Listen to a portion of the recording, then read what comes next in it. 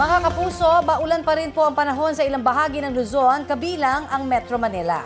Dahil dyan, may tinaas pong heavy rainfall warnings ang Pag-asa. Bantay panahon po tayo dito sa Balitang Hali. Magandang tanghali po. Oras na para sa maiinit na balita. Kapintana na yan sa inyo. Water cannon,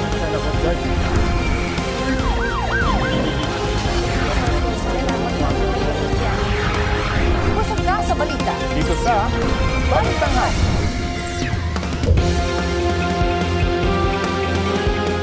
Mainit na balita, nakataas po ang orange heavy rainfall warning dito sa Metro Manila. Dahil po yan sa epekto ng hanging habagat o southwest monsoon. Apektado rin ng orange rainfall warning ang Zambales, Bataan at ilang bahagi ng Pampanga, Bulacan, Cavite at Batangas. Ibig sabihin po, mataas ang banta ng pagbaha sa gitna ng inaasahang matitinding ulan. Yellow rainfall warning naman sa Tarlac at ilang pagbahagi ng Cavite, Pampanga, Bulacan, Rizal at Laguna. Posible rin ang pagbaha lalo na sa mabababang lugar. Tatagal po ang rainfall warnings hanggang 1:10 ngayong hapon. Binabantayan naman ng Pag-asa ang bagong low pressure area na nasa labas ng Philippine Area of Responsibility. Namataan po yan ng mahigit 2,000 kilometro silangan ng extreme northern Luzon. May medium chance itong maging bagyo pero hindi ho naman papasok sa PAR. Dagdag ng Pag-asa, walang epekto o impluwensya ang nasabing LPA sa ating habagat. Sa kabila niyan, asahan pa rin ang maulang weekend dahil sa monsoon rains. Base sa rainfall forecast ng Metro Weather, uulanin ng halos buong mainland Luzon, kasama ang Metro Manila at ilang panig ng Western Visayas sa mga susunod na oras. Posible ang malalakas na buhos sa ilang lugar kaya maging alerto sa banta ng baha o landslide. Higit na mararanasan ng ulan sa hapon at gabi ngayong weekend. Uulanin din ang ilang panig ng Mindanao pero yun ay pawang mga local thunderstorm. Dahil po sa inilabas na heavy rainfall warning ng Pag-asa, suspendido na ang in-person classes sa ilang lugar sa Luzon.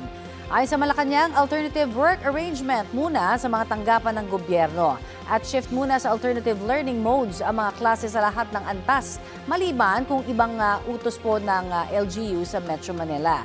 Ngayon din po sa Zambales, Bataan, Bulacan, Pampanga, Tarlac at Nueva Ecija. Pati na sa Cavite, Batangas, Rizal, Laguna, Quezon Province at Occidental Mindoro. Nasa pagpapasya na po raw ng pamunuan ng pribadong sektor kung magsususpindi rin ang pasok ngayong araw.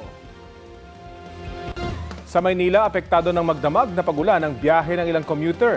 Suspendido muna ang face-to-face classes sa Maynila mula kinder hanggang senior high school. May ilang college student na kailangan pa rin pumasok.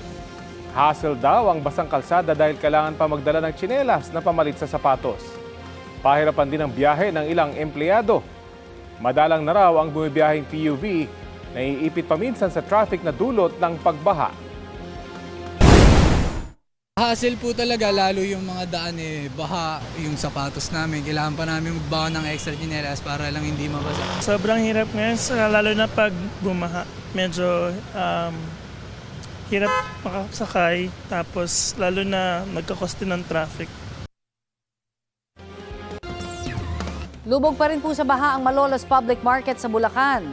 Perwisyo ang dulot niyan sa mga nagtitinda at mamimili na sumusuong sa lagpas binting baha. Hindi na raw bago ang pagbaha na nagsimula sa gitna ng masamang panahon noong isang linggo, lalo taon-taon nang bumabaha roon. Dahil sa baha, matumal ang benta ng mga negosyante dahil na rin po sa taas presyo ng mga bilihin. Ang pechay na nasa 70 pesos dati, ang kada kilo, nasa 120 pesos na po ngayon. 20 pesos naman ang itinaas sa presyo ng kamatis, sibuyas at bawang. Ang mga pang-ulam gaya ng bangus, 240 pesos ang kada kilo na dati 200 lang. 80 pesos ang taas presyo sa galunggong at 130 pesos naman sa karneng baboy.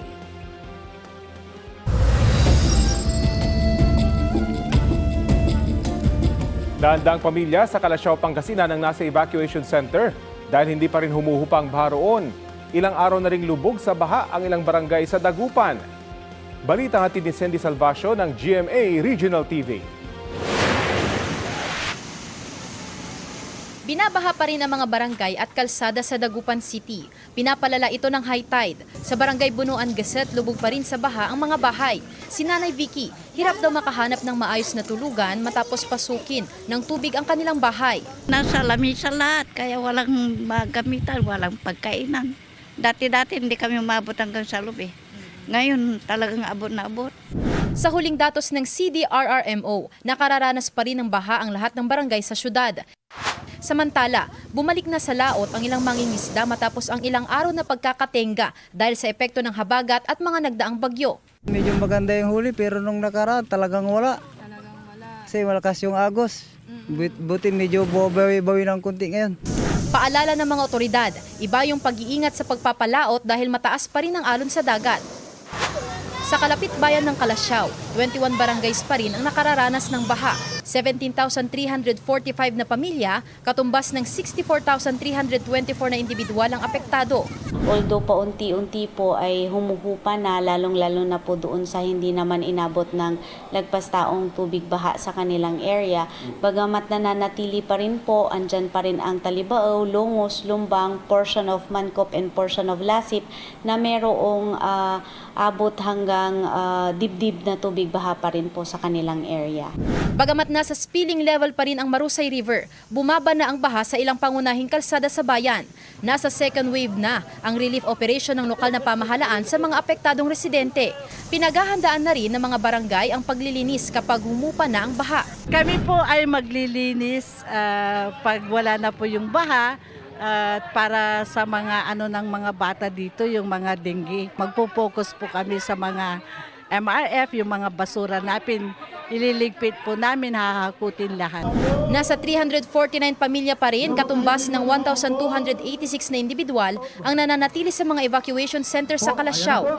264 pamilya, katumbas ng 968 individual ang nasa Kalasyaw Sports Complex. Patuloy ang abiso ng MDRRMO sa mga naapektuhan ng baha na mag-ingat at magpakonsulta agad sa doktor kung nakararanas ng lagnat o sintomas sa sakit na leptospirosis. Sandy Salvacio ng GMA Regional TV, nagbabalita para sa GMA News. Binaha ang ilang panig ng Kalintaan Occidental Mindoro. Nagmistulang ilog ang kalsada sa Barangay Poblasyon at Barangay Iriron. Hanggang tuhod ang tubig. Hindi yan madaanan ng maliliit na sasakyan kaya marami ang stranded na motorista. Umapaw naman ang ilog at umabot sa Anahawin Bridge sa Barangay Poblasyon.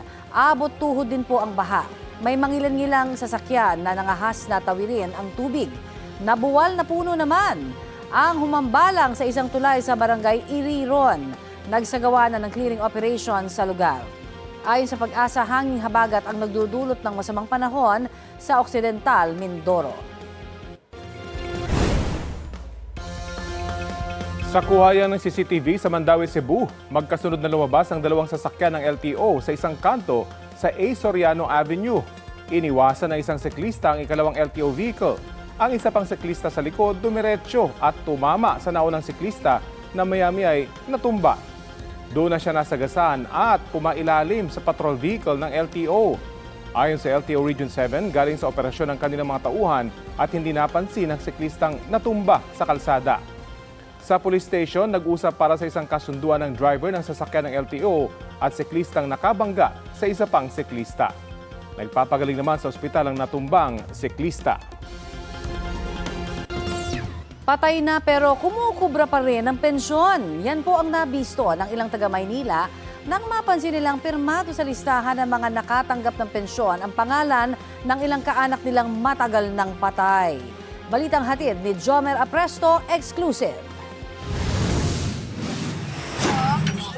Halos 4 na taon ng patay ang 84 years old na si Santos Conde, residente ng isang barangay sa Santa Ana, Maynila. Pero nagtaka ang kanyang kaanak na mayroong nagkiklaim umano ng social pension niya na 500 piso kada buwan mula sa lokal na pamahalaan ng Maynila. Bukod kay Santos, may kumukuha rin daw sa pensyon ng kanyang bayaw na si Efren de la Rosa na 4 na taon na rin patay. Ang kapatid ni Efren na kumuha ng sariling pensyon ang nakakita na nasa listahan pa ang kanyang kapatid.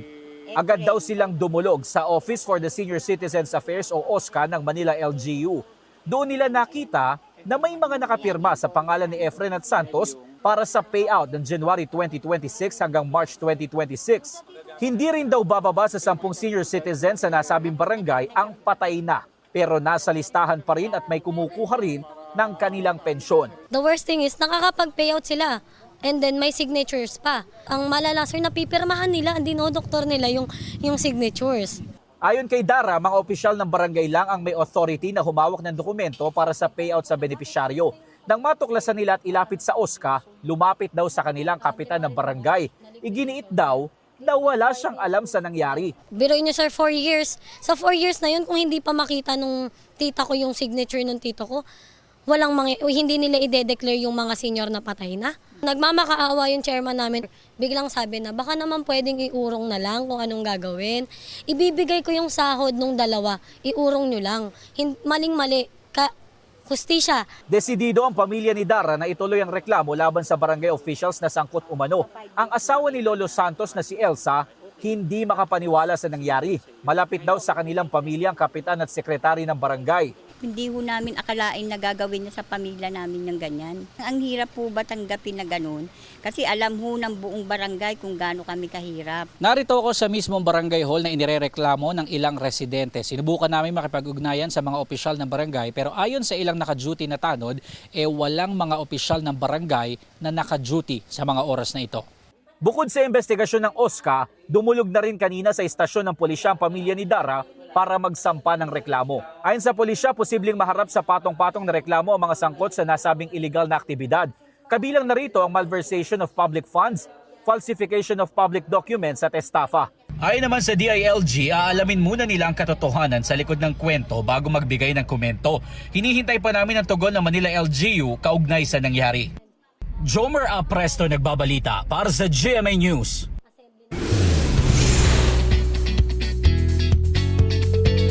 Friday latest, proud ang cast at production team ng Kapuso animated docu-film na 58 sa kanilang Philippine premiere sa Cinemalaya 2026.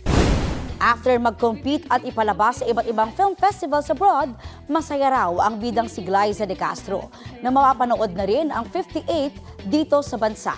Ang paksa ng pelikula na 2009 Maguindanao Massacre, isa raw sa mga kwentong hindi dapat kalimutan ng mga Pilipino. Present si Glyza sa Cinemalaya premiere nito, iba pang cast members at bumuo ng pelikula. Dumalo rin si Reyna Fe Castillo, ang ginampanang karakter ni Glyza sa docu-film. Hindi napigilang maluha ni Glyza sa post-screening speech ni Castillo. So kung tapang niyo po, sabi niya, naubos na po yung takot ko sa buhay. So parang bilang babae din, nakaka-inspire na sa kabila ng mga pinagdaanan niya sa buhay, na nandito pa rin siya lumalaban. Full support din ang ilang mahal sa buhay ni late veteran actor Ricky Davao. Ang bumida bilang bebot mom ay sa pelikula o ang 58th victim ng Maguindanao Massacre. Kabilang sa mga nanood ang anak niyang si Ricky May Davao at partner na si Mayat Malca. Present din ang award-winning Kapuso journalist host na si Jessica Soho at ilang Kapuso officers sa pangunguna ni GMA Public Affairs Senior Vice President at GMA Pictures Executive Vice President Nessa Valdelion. Sa iba pang balita, pinalawig ng Pasig Regional Trial Court ang suspensyon nito sa pagpapatupad ng 85 pesos na aumento sa sahod ng minimum wage earners sa Metro Manila.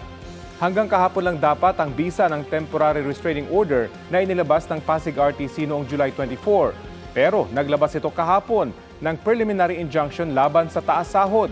Ibig sabihin, hindi pa rin matatanggap ang unang tranche ng wage hike na 60 pesos kada araw. Nakasaad sa utos ng korte na posibleng mauwi sa job termination ng mga manggagawa kung ipatutupad na ang dagdag sahod. Mas malalang sitwasyon daw ito kaysa sa pansamantalang pagharang sa aumento sa sahod. Kinundi na ng ilang labor groups ang preliminary injunction. Sabi ng Trade Union Congress of the Philippines, hihiling sila na bawiin yan ng korte. Ayon naman sa grupong sentro ng mga nagkakaisa at progresibong manggagawa, maliit na nga ang 60 pesos na aumento kumpara sa tumataas na presyo ng mga bilihin. Bakit ipinagkait pa? Giit ni Akbayan Party List Representative Shell Jokno, malinaw sa Article 126 ng Labor Code na bawal maglabas ng anumang TRO o injunction ng anumang korte laban sa wage order. Wala pang bagong pahayag ang DOLE. Bago lumabas ang preliminary injunction, sinabi ni Labor Secretary Francis Tolentino na igigit din nila ang Article 126 ng Labor Code. Kinontra ng Department of Justice ang pahayag ng kampo ni Vice President Sara Duterte na walang jurisdiction ang Quezon City Regional Trial Court sa kasong grave threats laban sa bise. Para sa Malacanang, kulang pa raw ang isinampang kaso ng DOJ laban kay VP Duterte. Balitang hatid ni Darlene Cay. Nag-file ang kampo ni Vice President Sara Duterte ng motion to quash o pagbabasura sa isinampang kasong grave threats ng Department of Justice laban sa bise. Ang kaso, nagugat sa mga pahayag ni Duterte sa live stream na may kinontrata na raw siyang gunman para patayin sina Pangulong Bongbong Marcos, Unang Ginang at nakaupo noong speaker, sakaling may pumatay sa kanya. Kapag pinatay ako, patayin mo si BBM, si Lisa Araneta at si Martin Romualdez. No joke. Ayon sa abogado ng bise, wala raw jurisdiksyon ang Quezon City Regional Trial Court sa kaso. Nauna nang sinabi ng kanyang kampo na hindi maaaring ipagsakdal ang bise dahil ang akusasyong pagbabanta sa Pangulo nakapaloob din sa impeachment case laban kay Duterte. Kinontra ito ni Prosecutor General Richard Anthony Fadolion. Wala namang nagbabar na hindi siya pwedeng filean ng kaso. Yun ang pananaw ng Department of Justice. Binigyan ng korte ng 5 araw para magsumite ng komento sa motion to quash ni Duterte. Isinampa ng DOJ ang kasong grave threats laban sa bise pero ibinasura naman ito ang rekomendasyon ng NBI na pagsasampa rin ng kasong inciting to sedition. Kaya naniniwala si Palace Press Officer Undersecretary Claire Castro na hindi sapat ang naging resolusyon ng DOJ. Sabi ko nga, kulang pa yun. As a lawyer, if you will watch the full video, the video in full, ang effect nun is, there is this intention to sow hatred against the president, against the government. So, it is not just a simple grave threats.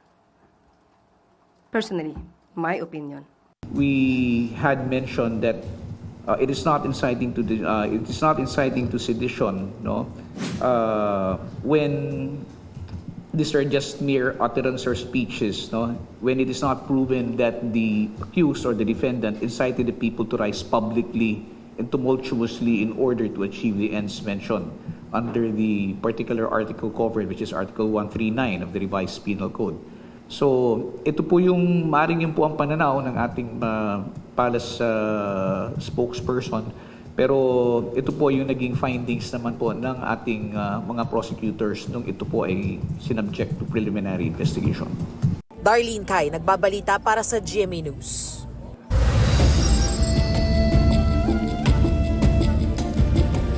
Update tayo sa ilang barangay sa Calasiao, Pangasinan kung saan humupa ng baha. May ulat on the spot si Cindy Salvacio ng GMA Regional TV. Cindy? Rafi, mahina hanggang katamtamang lakas ng pagulan ang nararanasan sa ilang bahagi ng Pangasinan ngayong Biyernes, August 14. Kaya paalala ng PDRRMO sa publiko, iba yung pag-iingat lalo na yung mga nakatira malapit sa mga ilog. Humupa na ang baha sa ilang barangay sa bayan ng Calasiao, Pangasinan. Isa rito ang barangay Dinalawan na nitong mga nakaraang araw lang nakaranas ng pagbaha. Ngunit mabilis din daw humupa dahil sa paghina ng mga pag-ulan. At para mabawasan pa ang mga naipong tubig at mga putik dulot ng baha, nagbayanihan ang mga residente at barangay council sa pagtatambak ng lupa sa ilang binahang sitio. Bumaba na rin ang antas ng baha sa mga kakalsadahan sa bayan ng Calasiao. Gayunman, ayon sa Calasiao MDRRMO, 21 barangays pa rin ang nananatiling lubog sa baha. Aabot sa 4 na talampakan ang pinakamataas na antas ng baha na naitala sa bayan. Sa huling tala ng Office of Civil Defense Region 1, bumaba na sa 57 barangays ang nananatiling baha sa buong Ilocos Region. 86 na rin sa mga barangay ang tuluyan na raw na humupa ang baha. Rafi, sa kabuuang datos ng Civil Defense ay umabot na sa mahigit 240,000 na pamilya katumbas ng mahigit 800,000 individual ang naapektuhan ng mga nagdaang bagyo at hagupit ng habagat sa buong Ilocos Region. Rafi. Maraming salamat, Cindy Salvacio ng GMA Regional TV. Pinasok ng 3 lalaki ang bahay na yan sa Barangay Bunuan, Bukig sa Dagupan, Pangasinan. Dumaan ang isa sa maliit na bintana ng banyo at saka pinapasok ang 2 kasabwat sa bintana ng isang kwarto. Hinalughog ng mga kawatan ang bahay. Makalipas ang ilang minuto, lumabas sila sa backdoor, bit-bit ang mga ninakaw na gamit. Kwento ng caretaker ng bahay, nasa ibang bansa ang kanyang mga amo. Takay ng mga salari ng mga alahas at alak. Inaalam pa ang kabuuang halaga ng mga ito. Ayon sa pulisya, may lead na sila sa isa sa mga suspect. Patuloy ang investigasyon. Isang binatilyo na lang ang hinahanap sa 4 na kabataang taga Bulacan at Caloocan na inanod sa ilog nito pong Lunes. Ang 3 bangkay na ng matagpuan. Dalaw po sa kanila itinuro ng ilang mangingisda matapos makita sa Marilao. 15 kilometro ang layo mula sa lugar kung saan sila huling nakita. Kinilala ang dalawa na sina Ron Jean Justin Alceso at Ryzen Carl de los Reyes. Nitong Miyerkules naman nang makita ang bangkay ni John Norbert Nipay sa mababaw na bahagi ng ilog sa barangay Parada, Santa Maria, Bulacan. Nagpaabot ng pakikinamay at pangunang tulong ang San Jose del Monte LGU sa mga pamilya ng mga biktimang taga roon sa kanilang lugar. Patuloy ang paghahanap sa isa pa na si Mark Ivan Herona na taga Caloocan. Pinunahan ni Senate Committee on Energy Chairman Erwin Tulfo ang mga lokal na opisyal ng gobyerno na hindi raw nagbabayad ng bill sa kuryente at ipinapasa ito sa ibang customer. Kagyat na sinulatan kaagad ni Administrator Almeda ang mga politiko na ito, may governor yata, may congressman, may mayor, na magbayad kung hindi sila po i-report sa DILG or sa Malacanang. Meron din kasing balita na yung iba daw, yung papunta linya ng City Hall, hindi ko binabayaran, mali naman ho yan. Meron din daw, sa bahay mismo, ayaw bayaran yung kanilang bill sa bahay. So yun mo nakakalungkot. Ayon kay Tulfo, sa panayam ng unang balita sa unang hirit, ilan daw sa mga politikong yan ay may-ari ng electric cooperatives. Nagbayad na raw ang ilang politiko na sinulatan ni National Electrification Administration Administrator Antonio Mariano Almeda. Naiyan na raw ang makakatukoy kung may dapat panagutan ng mga politikong hindi agad nagbayad ng kuryente. Sinabihan din daw ni Tulfo si NEA Administrator Almeda na magsumbong din sa Senado kapag naulit pa ang mga ganyang insidente para maimbestigahan ng mga senador. Sa iba pang balita, bukod daw sa mga senador, may natatanggap ding tig 500 million pesos ang mga district representative ng 19th Congress at mahigit 100 million pesos naman kada party list representative. Ayon kay dating DPWH Secretary Manuel Bonoan. Idinitalya ni Bonoan ang anyay leadership fund sa affidavit na eksklusibong nakuha ng GMA News. Balitang hatid ni Joseph Morong. Ang ibinulgar ng dating Department of Public Works and Highway Secretary Manuel Bonoan tungkol sa Leadership Fund na kapaloob sa kanyang judicial affidavit na eksklusibong nakuha ng GMA News. Ayon kay Bonoan na alarma raw si Pangulong Bongbong Marcos nang isumbong niya noon na nababawasan ang budget para sa mga proyekto ng DPWH dahil napupunta sa mga insertions ng mga mambabatas. Kaya iniutos ng Pangulo na siguraduhing equitable o makatarungan ang paglalaan ng pondo sa lahat ng rehiyon. At dito nabuo ang Senate Leadership Fund para hiwalay na mapondohan ang mga priority infrastructure projects ng mga senador. Sabi ni Bonoan, alam daw ng gabinete ng Pangulo na doon kinukuha ang pampondo sa mga proyekto ng mga senador. May hanggang 24 billion pesos ang Senate Leadership Fund kada taon. Walang itinakdang halaga kung magkano ang mailalaan kada senador dahil nasa discretion na raw ito ng nakaupong Senate President. Pero hindi bababa sa 500 million pesos ang sa bawat senador at ang Senate President at Chairman ng mga major committees mapaglalaanan ng hindi bababa sa 1 bilyong piso.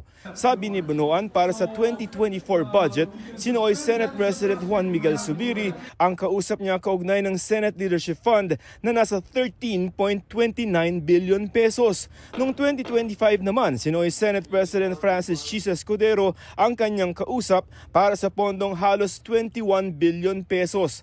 Nauna nang sinabi ni Senador Zubiri na hindi raw siya kailanman nag-request o humawak ng anumang listahan ng project request ng mga senador. Hiningan pa namin ng reaksyon si Escudero.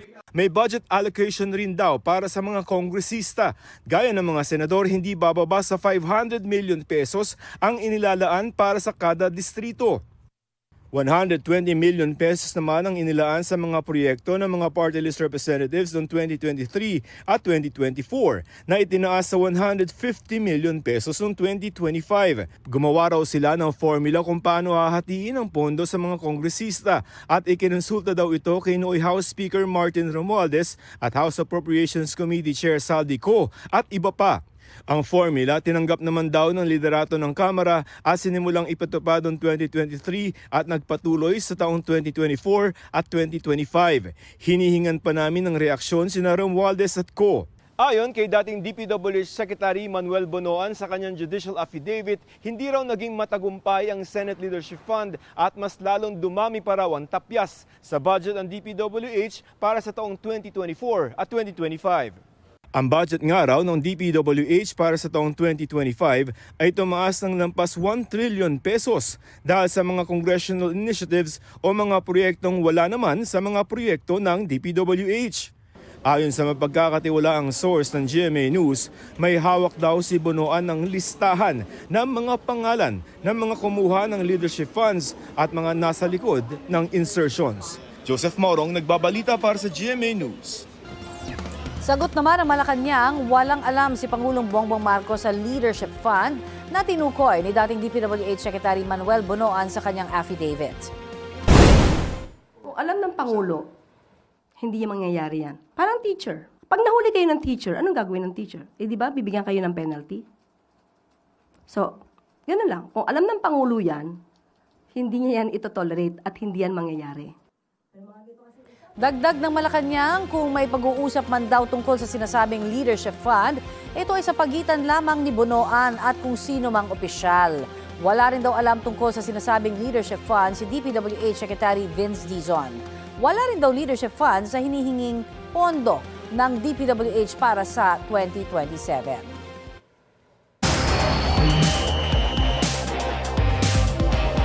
To achieve greater heights, yan ang mantra ng Pinoy Olympian na si Ernest John E.G. Obiana sa kanyang 2026 pole vault season. Slowly getting back in the groove na raw ang Pinoy pole vault star sa kanyang performance. Patunay riyan ang sunod-sunod na gold medals niya sa iba't ibang competition sa Europe, kabilang sa Germany at Poland. Sabi ni EJ, mukhang nagbunga ang desisyon niyang lumipat sa Athens, Greece para mag-training. Next on the table para kay EJ ang World Pole Competition at iba pang international tournament. Target lock din daw ang world number 13 para sa 20th Asian Games sa Japan this September. Sa eksklusibong panayam ng GMA News, ito ang pangako ni EJ sa mga Pilipino. I'm going to give it my all and I'm going to set out and compete there at the best of my ability, and hopefully by the end of the competition I have the gold medal around my neck. Samantala, inilunsad sa Carles, Iloilo ang isang environmental project na layong paunlarin ang marine ecosystem. Yan po ang programa ng Ramon Magsaysay Award Foundation na Mangrove Fiesta o Fisherfolk Initiative for Environmental Sustainability of Tinigban Community Associations. Sa pangunguna ni 2021 Ramon Magsaysay Awardee Roberto Cadodoy Balyon, tinuruan ang ilang mangingisda sa barangay Tinigban kaugnay sa pangangalaga sa kalikasan. Kabilang sa mga ginawa nilang aktibidad ang pagtatanim ng bakawan. Bukod sa environmental conservation, layon din ng Mangrove Fiesta na turuan ng kabuhayan ang mga taga-barangay Tinigban. Doble dagok ang nararanasan ngayon ng ilang motorista at commuter na dumadaan sa Valenzuela dahil bukod sa lubak-lubak na nga ang daan, baha pa. May ulat on the spot si Bea Pinla. Bea? Connie, tama ka, patong-patong na kalbaryo para sa mga motoristang dadaan dito sa MacArthur Highway sa Valenzuela ngayong umaga. Ang dadaanan kasi nila, lubak-lubak na nga, sinabayan pa ng malakas na buhos ng ulan at mabilis na pagtaas ng baha. Ito ang namemerwisyo sa ilang motorista sa MacArthur Highway sa bahagi ng Barangay Dalandanan ngayong umaga. Ang maraming motorista naghihintay na humupa ang baha pero tila kabaligtaran naman ang nangyayari ngayon. May ilan na umaatras na lang pero may iba na naglalakas loob kaso yung mga light vehicle gaya ng mga motor tumitirik na dahil sa baha. Malaking perwisyo po ito pagka po ganitong tag-ulan. Medyo mahirap dumaan yung mga motor, baka hindi kayanin. Mas marami po ngayon lubak-lubak. Mas delikado po yung ganun. May baha na nga, tapos lubak-lubak pa. Hindi kasing di makita. Di makita, lalo yung mga nakamotor. Hindi makita kung nasaan yung lubak pagka may tubig. Sobrang delikado po lalo na pagka hindi siya nakikita. Kasi may chance po na ma-semplang yung mga rider.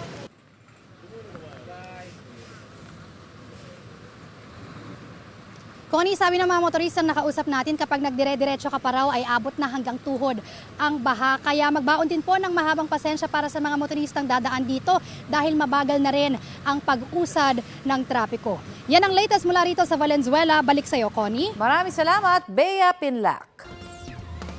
Update tayo sa lagay ng panahon ngayong patuloy na inuulan ng malaking bahagi ng bansa. Kausapin natin si Pag-asa Weather Specialist Dr. John Manalo. Magandang umaga at welcome po sa Balitang Hali. Magandang umaga din po, Sir Rafi, at ganoon din sa ating mga taga-subaybay. Opo, wala pong bagyo pero ano po itong nararanasan natin ngayon? Halos tuloy-tuloy na pag-ulan. Ito po ay solid na habagat na associated sa ating rainy season. At during August, ito po yung buwan na kung saan pinaka-active itong habagat. Meron bang weather system na nakaka-apekto ito o talagang habagat lang? Meron po tayong low pressure area na nasa labas ng Philippine Area of Responsibility, pero ang movement po nito ay generally pa northeast, papalayo palalo sa ating bansa. In short, wala po itong epekto at hindi rin po nito pinapalakas dahil sa liit ng system na ito. Hindi nito pinapalakas yung hangin habagat. Pero yung low pressure area na yan, magiging bagyo po ba ngayong weekend? Naka-medium category po tayo. Ibig sabihin ay sa next na 24 hours ay hindi pa natin nakikita na magiging bagyo ito. Pero beyond that period, ay mas tataas na yung tsansa na ito ay maging bagyo. At ang good news din po dito, hindi po ito papasok ng Philippine Area of Responsibility. Pero in the next coming days po, anong magiging lagay ng ating panahon? Magtutuloy-tuloy ba yung mga ganitong pag-ulan? Bukas po ay mas mababawasan in terms of spatial, in terms of lawak na naaapektuhan nitong habagat. Ang magiging focus na lamang po ay yung mga pinaka nasa western section ng ating bansa. Pero ang medyo ikinalulungkot po natin, pagpasok po ng Sunday ay mas magiging malakas po yung epekto ng habagat. And even dito sa ilang kanlurang bahagi ng Visayas ay aabutin din po ito ng habagat. Muli saang bahagi po ng bansa, yung inaasahan natin may pinakamatinding ulan ngayon pong weekend? Particularly dito po sa Zambales at Bataan at sa Sabado po mababawasan po ng bahagya yung masasakop nito. Pero sa Sunday po yung Ilocos Region, ilang bahagi ng Cordillera Administrative Region, yung western section ng Central Luzon, yung Calabarzon at Mimaropa, particularly yung Occidental Mindoro at yung western section po ng Visayas ay maapektuhan din. Baka may paalala po kayo sa ating mga kababayan ngayong saturated na yung lupa. Ano sa inyo pong pagkakataon? Paalala po sa ating mga kababayan, actually ngayong panahon na ito, ngayong oras na ito mismo ay naglabas po tayo ng heavy rainfall warning at umabot na po sa orange dito sa Metro Manila. Ibig po sabihin sa susunod na 2 to 3 hours ay magpapatuloy pa rin yung mga pag-ulan pero ay bukas naman ay mas mababawasan pa ito. Pero gusto po natin ipaalala sa mga kababayan natin, lalo na sa mga bumibiyahe, na mag-ingat po. At may gusto rin po ako sanang banggitin na application sa mga kababayan po natin na hindi pa nakakapag-download ng Panahon app sa Google Play Store natin. Pwede po natin doon matrace kung ano yung heavy rainfall warning sa ating mga lugar. Halimbawa po, orange ngayon. Bukod po ito doon sa mga nagte-text sa atin sa ating mga cellphone na NDRRMC na notice ng sitwasyon ng ating mga lugar. Yes po, salamat po Sir Rafi. At para ma-update yung kanilang mga lakad. Pero na-update naman po itong app na ito. Gaano po kadalas ma-update ito? Yes po, every 3 hours ay naglalabas po ng heavy rainfall warning yung ating Pag-asa Regional Offices at yung huli po nating nilabas ay ngayong 11 a.m. ng umaga at maglalabas po dito ng update kung babalik na ba sa yellow sa Metro Manila or mananatili po ba na orange heavy rainfall. Maraming salamat po sa oras na ibinahagi nyo sa Balitang Hali. Maraming salamat po at ingat po tayo. Yan po si Pag-asa Weather Specialist Dr. John Manalo. Mahigit 100 Pilipino ang inaresto sa China dahil sa umano'y illegal na paninirahan o pagtatrabaho roon. Ayon yan kay Chinese Foreign Ministry spokesperson Guo Jiakyun. At tinitiyak naman daw ng Chinese Immigration Authorities na mapoprotektahan ang mga karapatan ng mga Pinoy gaya ng ibang dayuhan. Inalmahan ni National Defense Secretary Gilbert Teodoro ang mga pag-aresto. Tinawag niyang pangingikil at pambabraso ang aksyon laban sa mga Pilipinong inaresto. Giit ni Teodoro, walang intensyon o kakayahan ang mga Pinoy sa China na lumabag sa batas. gaya ng anyay ginawa ng mga Chinese dito sa Pilipinas. Ayon naman sa Department of Foreign Affairs, iginagalang nila ang proseso ng batas ng China kaugnay sa immigration. Nakikipag-ugnayan na rin sila sa ating embahada sa Beijing at konsulado kaugnay sa mga inarestong Pinoy. Hinikayat din nila ang Chinese authorities na tiyaking ligtas ang mga inarestong Pinoy.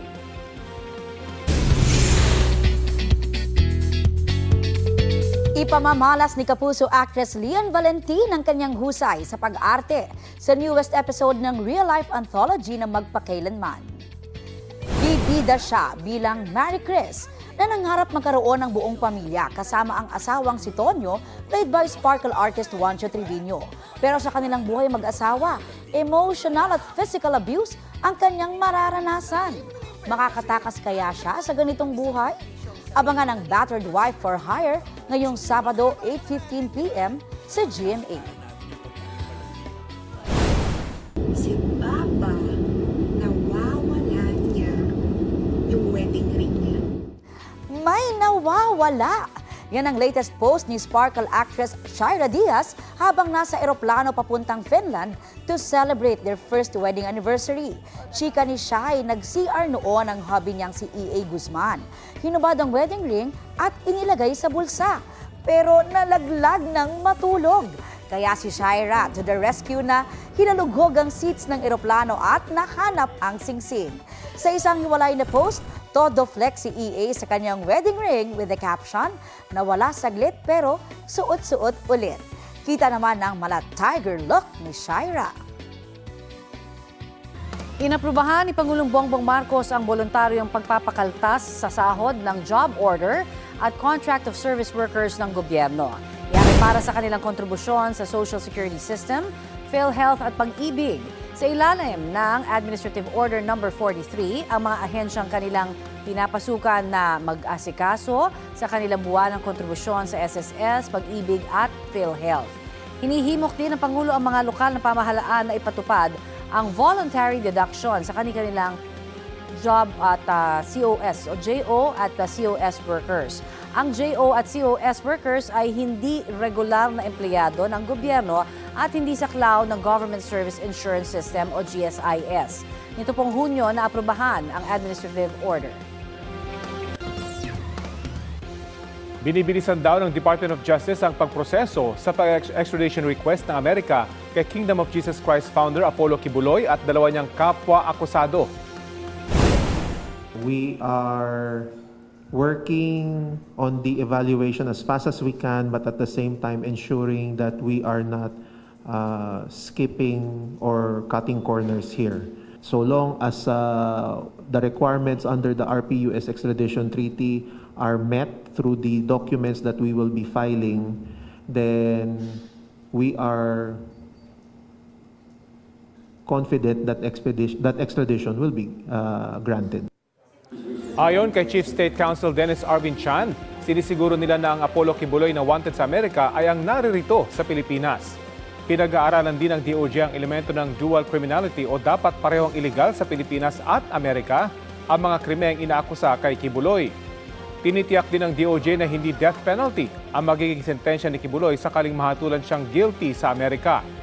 Wanted doon si Kibuloy para sa patong-patong na kaso kabilang ang sex trafficking, fraud and coercion, conspiracy at bulk cash smuggling. Nakakulong siya ngayon sa Pasig City Jail para sa mga kasong child and sexual abuse at qualified human trafficking. Dati na itinanggi ni Kibuloy ang mga akusasyon laban sa kanya. Nauna na rin sinabi ng abogado ni Kibuloy na si Attorney Ferdinand Topacio na mahirap i-extradite si Kibuloy dahil may mga kaso pa siya rito sa Pilipinas.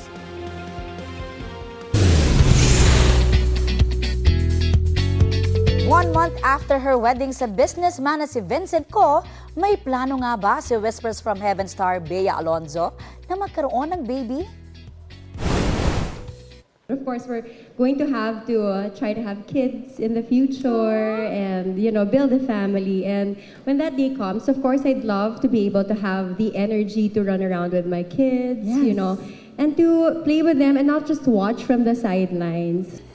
Ni-reveal yan ni Bea sa Q&A ng isang brand event. Sabi pa ni Bea, hindi nga raw siya makapaniwala na isang buwan na ang lumipas after ng kanilang wedding. Masaya raw si Bea ngayon sa married life nila ni Vincent. Siyempre, nag-move in na kami together. Right now, I'm on cloud 9. I'm very, very happy. Na-share ko yata, I'm at my happiest. Siyempre, we, wake up right next to each other every day and it's special to me.